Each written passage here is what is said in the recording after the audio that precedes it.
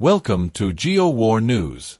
In this episode, we dive deep into one of the most alarming energy failures in recent European history, an unprecedented blackout that struck the Iberian Peninsula on Monday, April 28th, affecting nearly 60 million people across Portugal, Spain, and parts of southern France.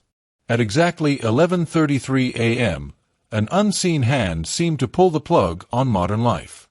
Streetlights suddenly went dark. Traffic signals blinked out.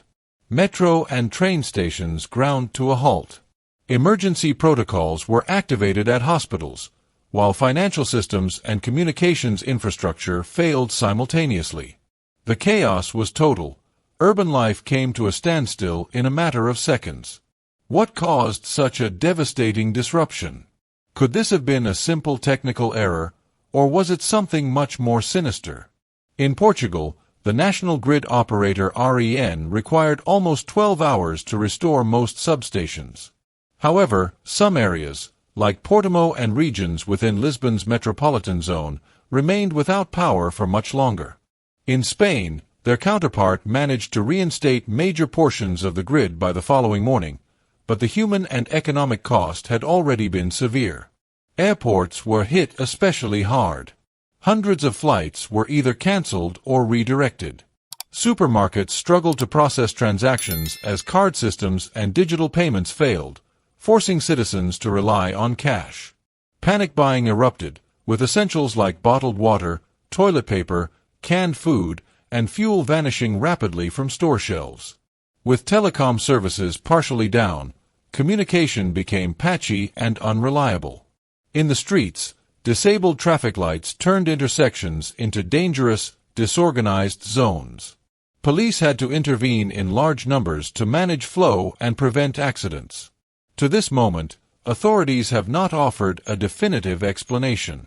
In Spain, Prime Minister Pedro Sánchez confirmed that investigations are underway, while local energy officials cited the possibility of a rare atmospheric disturbance triggering the cascade. Meanwhile, in Portugal, the utility company E-Reads vaguely referred to an issue in the European electrical grid. A REN spokesperson was slightly more specific, mentioning that voltage oscillations in Spanish high-voltage lines appear to have rippled into Portuguese systems, overloading medium and low-voltage segments. But the most pressing question remains: was this just an accident, or could it have been a deliberate attack? Some experts refuse to dismiss the unsettling theory of a coordinated cyber attack.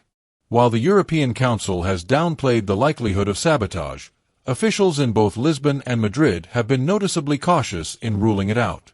To this moment, authorities have not offered a definitive explanation.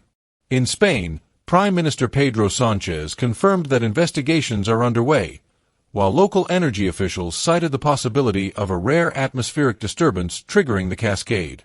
Meanwhile, in Portugal, the utility company E-Reads vaguely referred to an issue in the European electrical grid. A REN spokesperson was slightly more specific, mentioning that voltage oscillations in Spanish high-voltage lines appear to have rippled into Portuguese systems, overloading medium and low-voltage segments. But the most pressing question remains: was this just an accident, or could it have been a deliberate attack? Some experts refuse to dismiss the unsettling theory of a coordinated cyber attack. While the European Council has downplayed the likelihood of sabotage, officials in both Lisbon and Madrid have been noticeably cautious in ruling it out. This event serves as more than a technical failure. It's a geopolitical wake-up call. Europe's interconnected electrical infrastructure, while efficient under normal conditions, may now pose a national security threat. If a fault in one nation's grid can cripple an entire region, what happens during wartime? Or amid escalating tensions with state or non-state cyber aggressors? The blackout revealed how critically our societies depend on a fragile digital and energy framework. In mere minutes, one disruption derailed hospitals, severed communications, suspended transportation, triggered economic panic, and threatened public safety. From a military and strategic technology standpoint, the consequences are profound. Command and control systems, defense communications, emergency mobilization, all depend on robust, uninterrupted power. A large-scale blackout like this could neutralize radar stations, disable air traffic control, disrupt satellite uplinks, and paralyze rapid deployment forces. With modern vehicles, aircraft, and weapon systems increasingly reliant on digital interfaces, power disruptions risk rendering entire military fleets inoperable. Furthermore, high-tech energy-dependent platforms like missile defense systems, drones, and surveillance grids could be blindsided. If an adversary can exploit these gaps through cyber warfare or targeted energy disruptions, the battlefield advantage could shift dramatically, and without a single shot being fired.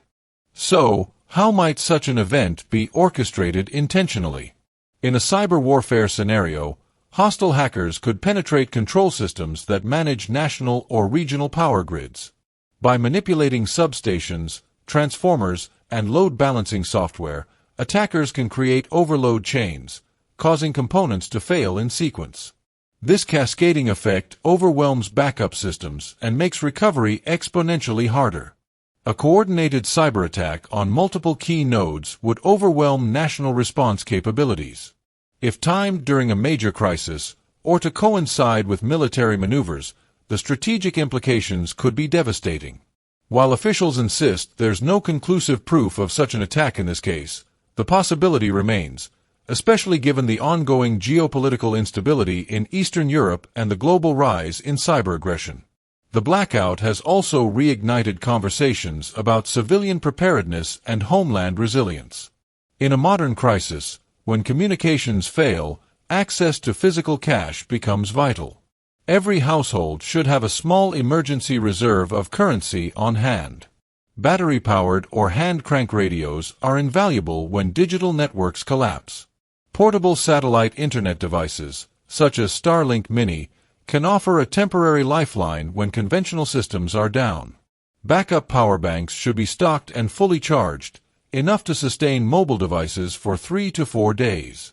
Households should keep at least 2 liters of drinking water per person per day, stored for at least 3 days of self-sufficiency. Non-perishable foods, especially those that do not require cooking, are crucial in scenarios where heating and refrigeration may not be available. This blackout was a stress test for Europe's infrastructure, and in many ways, it failed. In a future conflict, enemies won't just target tanks or fighter jets, they'll aim for electrical substations, fiber optic cables, and satellite control stations. They'll weaponize the dependence of modern society on power and data. Military analysts and defense ministries must now view the energy grid not as civilian infrastructure alone, but as a strategic military asset, a front line in hybrid warfare. The Iberian blackout might have been accidental, but its consequences mirrored those of a tactical strike. And that, perhaps, is the most terrifying truth of all. You're watching GeoWar News. Stay informed. Stay prepared. And remember, technology is power, but it's also a vulnerability.